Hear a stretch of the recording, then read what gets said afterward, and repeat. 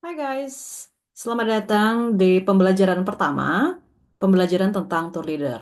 Nah, jadi kali ini aku mau sharing sedikit dengan teman-teman yang akan memulai karirnya di profesi tour leader ya. Oke, tanpa berlama-lama, mari kita langsung simak pembelajarannya guys. Oke,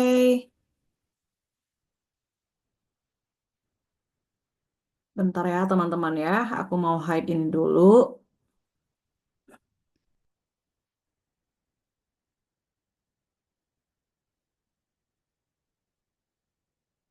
Oke teman-teman. Nah, di slide ini, yang pertama ini, aku sebenarnya mau sedikit sharing tentang experience aku selama menjadi tour leader. Jadi, sebenarnya pekerjaan tour leader dengan tour guide ini hampir mirip, tetapi tidak sama, begitu ya. Perbedaannya tentunya nanti teman-teman akan bisa memahaminya dari uh, pembelajaran yang sudah akan kita lakukan, baik itu di pembelajaran tentang tour guide dan pembelajaran tentang tour leader. Oke, tapi untuk kali ini teman-teman buat mindset tersendiri dulu bahwasanya tour leader dengan tour guide itu berbeda. Oke? Loh, lanjut. Let's travel, find some beautiful places in the world. Nah, di sini motonya ini kenapa let's travel, find some beautiful places in the world? Karena untuk tour leader itu bekerjanya di luar negeri ataupun di luar dari tempat dia tinggal, begitu ya. Jadi tour leader ini bisa tour leader domestik atau dalam negeri, tour leader eh, luar negeri, begitu. Tapi yang dimaksud dengan tour leader ini adalah orang yang bekerja di luar dari tempat tinggalnya. Sementara kalau untuk tour guide adalah orang yang bekerja di dalam tempat tinggalnya, begitu ya guys. So, jadi mindsetnya adalah membedakan antara tempat dia bekerja. Oke, baik itu di dalam negeri sendiri ataupun di luar negeri. So, inbound and outbound itu bahasanya untuk inbound berarti dia berada di dalam, untuk outbound berarti berada di luar. Oke, so when I say that let's travel, find some beautiful places, artinya kita keluar gitu dari tempat kita tinggal. Oke, nah, welcome di pembelajaran tour leader, teman-teman. Di sini perkenalkan aku adalah Dora. Jadi di sini mentor kita ada beberapa ya, tapi untuk yang tour leader ini aku yang membawakannya. Alright, jadi sebelumnya saya mengucapkan selamat kepada teman-teman yang sudah bergabung di pembelajaran kita kali ini, karena pembelajaran ini adalah pembelajaran paling utama sebelum kita melangkahkan kaki untuk jauh belajar ke pembelajaran berikut-berikutnya. Oke, nah agenda dalam pembelajaran ini adalah pertama, pengenalan profesi tour leader. Dan yang kedua, persyaratan menjadi tour leader. Dan ketiga adalah jabatan fungsional tour leader. Nah, di sini kita hanya memperkenalkan secara basic apa itu yang menjadi tugas ataupun siapa itu tour leader dan bagaimana ranah pekerjaannya tour leader ini.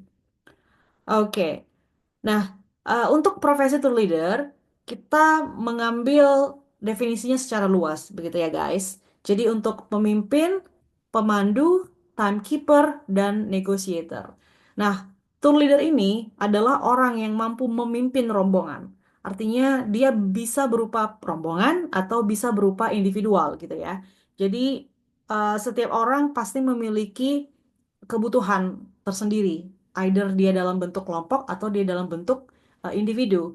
Nah, kalau dia pemimpin di sini, artinya kita sudah mampu untuk either kita bisa menginfluence, kita bisa memberikan petunjuk, kita bisa membantu, kita bisa juga eh, memberikan pengetahuan begitu ya dari tamu kita ini. Nah, seorang pemimpin itu diwajibkan untuk mampu juga menghandle masalah-masalah yang sebelumnya belum terjadi. Artinya gini, bagaimana kita bisa menghandle masalah yang belum terjadi, Kak? Karena kalau misalnya kita bisa melihat secara jauh, oh ini misalnya akan turun hujan, dan kita bisa menghandle itu sebelum itu terjadi, begitu guys. Artinya potensi untuk terjadinya kesalahan ataupun akan adanya komplain begitu karena kita tidak bisa melihat secara lebih jauh atau selangkah lebih maju dari keadaan yang sekarang gitu ya. maka itu akan menyebabkan kinerja kita sebagai tour leader itu eh, ter, ter apa ya begitu guys. Kayak kita itu bakalan terpengaruh untuk hari berikutnya ataupun untuk itinerary berikutnya gitu. Makanya seorang pemimpin di sini kenapa aku menjadi membuat itu hal yang paling wajib dan paling utama karena poin sebagai pemimpin ini cakupannya luas. Artinya teman-teman yang ingin menjadi tour leader itu secara waktu ataupun seiring perkembangannya teman-teman sering bawa tamu atau jam terbangnya lebih banyak, maka dia akan menjadi lebih baik begitu ya. Jadi setiap kali teman membawa rombongan atau membawa tour itu akan lebih selangkah lebih maju daripada yang sebelum teman-teman itu membawa tour begitu. Artinya experience itu play the biggest part of how you will become a leader in this profession. Alright? Lanjut ke part berikutnya adalah pemandu. Di sini pemandu, kenapa dia menjadi pemandu? Pemandu itu kan orang yang menunjukkan begitu ya, orang yang memandu, orang yang mengakomodir. Nah, pemandu di sini adalah salah satu tugas yang paling wajib sebagai tour leader karena dia itu merupakan orang yang harus bisa mengakomodir apapun kebutuhan ketika kita memimpin rombongan tersebut, begitu guys. Artinya apapun itu adalah dalam ranah ketur leaderan gitu ya guys. Jadi artinya apa yang menjadi tugas tour leader itu kita harus mampu untuk go beyond itu. Nah, nanti akan dibahas sih di pembelajaran berikutnya apa sih tugasnya daripada tour leader itu. Tetapi aku di sini hanya memberikan secara general apa yang menjadi profesi tour leader uh, secara basic gitu ya guys. Nah, pemandu juga di sini harus mampu untuk menunjukkan destinasi wisata. Kita memahami destinasi wisata itu profilnya apa, kemudian bagaimana di sana transportasinya, lalu kenapa kita harus lebih berhati-hati di destinasi tersebut. Jadi hal-hal yang tidak diketahui oleh si tamu tadi, itu kita bisa memberikan penjelasannya karena kita adalah seorang pemandu, begitu ya guys. So, keep in mind that being a tour leader itu kelihatan easy, but it is not easy. Lanjut ke timekeeper. Nah, profesi tour leader ini adalah seorang yang memiliki kemampuan atau juga disebut sebagai seorang uh, keeping the time gitu ya. Keeping the time dalam artinya bukan jaga waktu, tapi kita itu harus mampu untuk mengalokasikan waktu. Nah, dari awal sampai akhir kita harus memahami, Bapak Ibu, kita berada di sini selama 5 menit ya. Saya beri waktu break untuk pergi ke toilet ataupun misalnya mau istirahat sejenak, mau duduk atau bagaimana, break 5 menit. Nah, jadi di sini tugasnya seorang tour leader itu adalah untuk meng-keep the time, untuk keep the time within the window. Bukan window jendela, tapi kayak kita itu harus mampu untuk mengalokasikan waktu sesuai dengan itinerary yang ada begitu guys. Nah, itu itinerary apa Kak? Itinerary adalah program perjalanan yang menjadi our Bible atau our very very very very good holy book gitu ya guys. Jadi itinerary itu adalah satu uh, panduan dari destinasi perjalanan kita yang harus kita ikuti selama kita bertugas. Nextnya, negotiator. Kenapa menjadi salah satu poin utama menjadi negotiator ini di dalam profesi tour leader? Karena kita selama perjalanan itu banyak tantangan gitu guys. Either itu tantangan, either itu masalah, itu pasti ada. Baik berat maupun ringan itu pasti ada. Nah, seorang negotiator, dia mampu untuk memberikan alternatif lain. Nah, kita bukan hanya mampu untuk memecahkan masalah dengan cara, pokoknya kayak gini Bu, nggak bisa. Kayak gini harus kayak gini Pak, nggak bisa. Kita tuh harus mampu untuk menginfluence mereka sehingga mereka mau dan setuju dengan keputusan kita. Karena kita biarpun kita seorang pemimpin begitu guys, tapi kita harus juga melihat kebutuhan dan juga keinginan serta preferensi dari tamu tadi. Oleh karena itu, keempat item, bukan item, tapi keempat poin ini adalah empat poin yang paling utama untuk menjadi seorang tour leader dan inilah menjadi tugasnya seorang tour leader. Next one, kayaknya aku ngomongnya kecepatan ya, karena aku terlalu bersemangat gitu guys. Oke, nah persyaratan menjadi tour leader. Kalau kita lihat lagi kembali ke penjelasan aku yang di awal, bahwasanya tour leader dengan tour guide itu berbeda ya. Nah, apa sih Kak yang menjadi persyaratan tour leader? Sebenarnya hampir mirip dengan tour guide, hanya saja tour leader itu cakupannya lebih luas daripada tour guide. Alright? Karena dia sudah membawa rombongan keluar dari tempat tinggalnya kita gitu, tempat tinggal kita. Oke, nah kita pertama harus memiliki skill yang dibutuhkan. Oke, nanti ada poin berikutnya, tapi untuk slide ini aku membahas skills yang dibutuhkan. Memiliki skills yang dibutuhkan yaitu mampu berkomunikasi secara profesional. Nah, sebenarnya mampu berkomunikasi secara profesional ini agak tricky gitu ya guys. Gimana sih Kak berkomunikasi secara profesional? Apa aku harus menggunakan bahasa formal selalu? Apa aku harus selalu izin Pak, saya ingin menyampaikan bahwasanya nggak mungkin kayak gitu kan. Jadi ada beberapa level yang kita bisa bedakan ketika kita berkomunikasi dengan tamu kita. Nah, ini kembali lagi tamunya itu berasal dari mana begitu guys, dan juga backgroundnya apa, kemudian mereka itu siapa, dan apa cara berkomunikasi yang nyaman dan tepat untuk mereka. Nah, itu kita harus menyesuaikannya dan bagaimana Kak kita tahu itu Kak? Ya, kita harus cari tahu tamunya siapa, kemudian kita harus melihat juga dari kesan pertama kan kita bisa memahami bahwasanya oh bapak ini bajunya seperti ini. Kayaknya orangnya bukan orang yang sembarangan atau orang sembarangan orang biasa gitu. So jadi cara approach-nya bagaimana ya supaya bapak ini bisa aku bisa masuk dan gampang untuk menjadi pemandu di rombongan ini gitu. Nah, jadi mampu berkomunikasi secara profesional itu salah satunya juga ya guys, termasuk we are able to speak another language besides of Indonesian language. Artinya kita mampu juga menggunakan bahasa either itu Mandarin, Spanish, you name it, English itu biasanya wajib ya.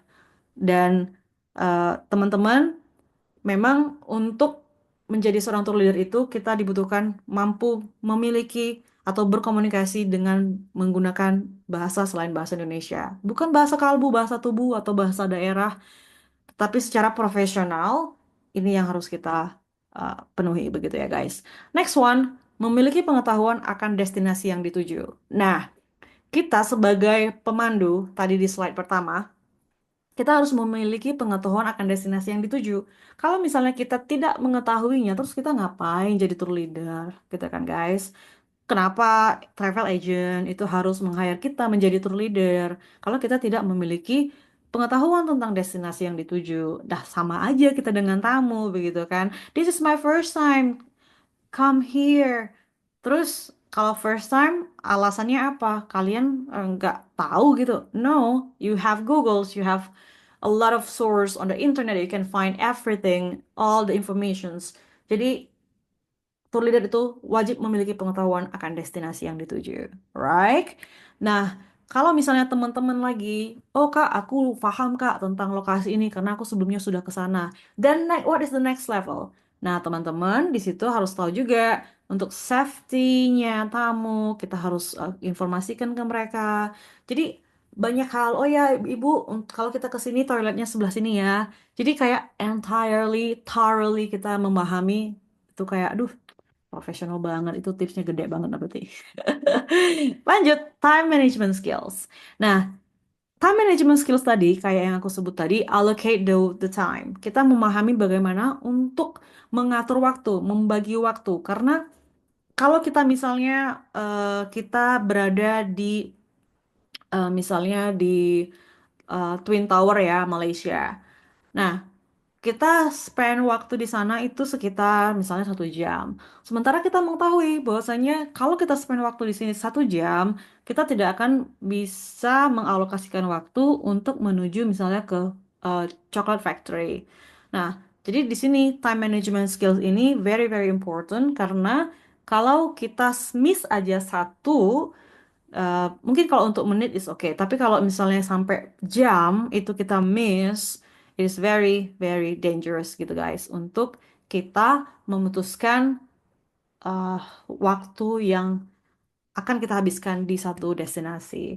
So, mulai sekarang latih untuk manage waktu sendiri nih. Misalnya, oh aku mau nonton YouTube Kak Dora selama 1 jam. Oke, you watch for 1 hour. Dan habis itu apa? Jadi pikirkan untuk alokasi waktu secara pribadi dulu, kemudian kita nanti akan berlatih seiring dengan jam terbangnya lebih memahami bagaimana time management itu berlaku. Next one, negotiator atau mampu bekerja sama dengan kolega. Jadi sebenarnya skill yang dibutuhkan itu hampir mirip dengan sebenarnya siapa tour leader itu begitu guys. Dan aku memang nggak ngambil teori ya, ini hanya perkenalan secara basic. So, negotiator itu mampu bekerja sama dengan kolega, misalnya, aduh, bapak ini nggak mau ke itinerary yang sudah ada, yang dikasih travel agent. Terus bagaimana? Oke, bapak, kita kasih alternatif lain. Nah, kita kasih alternatif lain atau kita sebutkan, iya pak, kalau kenapa kami bawa di sana? Karena di sana itu bapak nanti bisa duduk sambil mengopi-ngopi dan ibunya bisa sambil belanja, begitu kan? Jadi negotiator, it is really important for us to understand how to be a very good negotiator. Karena kita mau everyone's to be happy, everyone's not feeling disappointed, karena mereka itu sudah membayar mahal. Dan kita adalah orang yang bertugas untuk membuat mereka happy. Begitu guys. Susah buat happy orang Kak. Susah dong. Sedangkan buat happy diri kita aja kita susah, apalagi buat happy orang. But yang kita harus lihat adalah ini adalah profesiku dan ini adalah profesi yang mulia. Karena kita membuat orang happy gitu loh. Oke guys. Nah, eh, hampir di end of the session. Thank you untuk pembelajaran sesi pertama. Kita masih banyak pembelajaran berikutnya untuk tour leader karena pembelajaran ini itu minimal kita harus menghabiskan waktu 100 jam begitu guys. But you have started very very good already. Okay guys, see you. Thank you.